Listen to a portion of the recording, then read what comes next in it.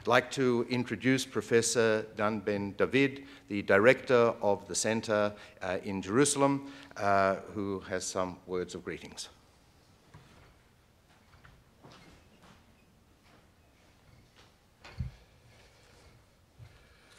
Thank you very much, Ron and Dean Benton.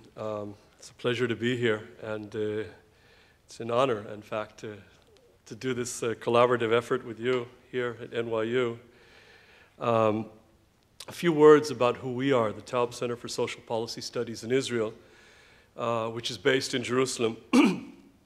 It's an independent, nonpartisan socioeconomic research institute created by the JDC, the American Joint Distribution Committee, in 1982 as part of the unique vision of the leadership of the day, which included, of course, Henry Taub, whose wife Marilyn is here, and son Stephen, Jonathan Kolker, Herb Singer, whose work is continued by his nephew Jay Sandak, who's also here today, John Coleman, Ralph Goldman. That vision and support continues today under the current JDC leadership. And when I say that we are an independent, nonpartisan research institute, it's not just a jumble of words. I can't overemphasize that aspect enough, because these are rather unique traits that make us unique, not only on the Israeli scene, but elsewhere too, because we don't have an agenda. We're not trying to plug anything. We're not right-wing or left-wing. We just want to get the facts right, which is complicated enough as it is. We may differ on the interpretations, and often do, but at least we try to get the facts right. We have 5 interdisciplinary policy programs at the center in education, labor, welfare, health, and economics. And today, in really a very unique collaborative effort with the NYU Taub Center, all 5 of our policy program chairs are here in the States, in New York, and they will provide you with a first-hand look at the work that they're personally doing. They'll also give you a brief perspective of their respective policy programs. I just want to give you a little bit of a glimpse of these.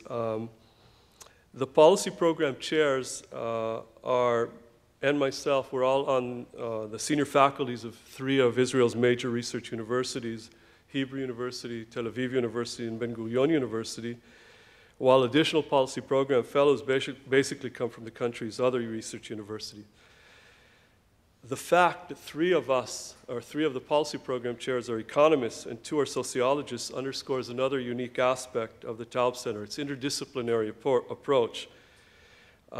It combines academic researchers from fields that have often very little academic dialogue between them, economics, sociology, education, law, and so on, and we bring these together with another aspect of the policy programs. That's the senior policy makers, not current sitting ones, but past and future.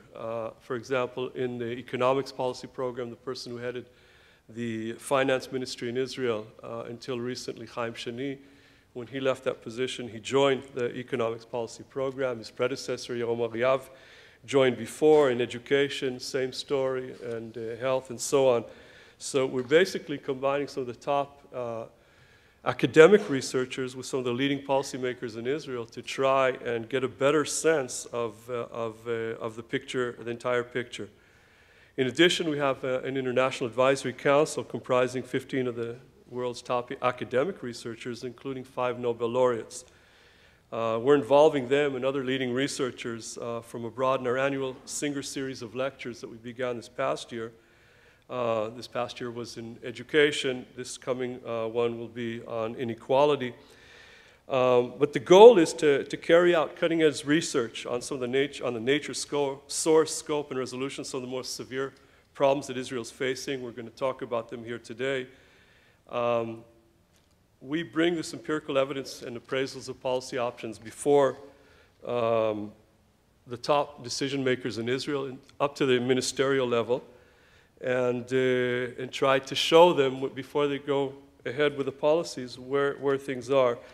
In addition, we have publications that include our Singer series, the annual State of the Nation reports on society, economy, and policy, one that we're working on right now to get out of the way in the coming months, individual studies and the quarterly Ross Handler series. In conclusion, I would like to note that it's a very special privilege for me to stand here today as the head of the Taub Center for Social Policy Studies in Israel. And together with Ron Zweig, the head of NYU's Taub Center for Israel Studies, to welcome you to this very unique conference honoring a very unique person, Henry Taub. After he passed away, he was a very special person. Henry understood the importance of research in minimizing and possibly even solving some of society's main problems. His family's extremely generous support for such research, be it in Israel or in the United States, is a testimony to the depth of the unique well of understanding that Henry had for leveraging the Taub family's very substantial contributions far beyond these two centers named after him toward the betterment of such a much larger group of future beneficiaries of our research findings and their implications. For it was not just the financial support that Henry gave, it was the personal, hands-on, engaged efforts that so much so that two of the staff, or two of our researchers on the staff, one junior and one senior, their fathers worked with Henry when he was at the Technion. One, a senior researcher, Professor Yossi Shavit, who will be speaking here later, his father worked with Henry when Henry was at the Technion, and we have a junior researcher whose father as well worked with Henry at the time. So it's a small country, and the connections to Henry Taub are multi-generational. So it is with great pleasure and indeed a great honor and a privilege for me to greet you here on this occasion. I hope that you'll find today's talks interesting and illuminating.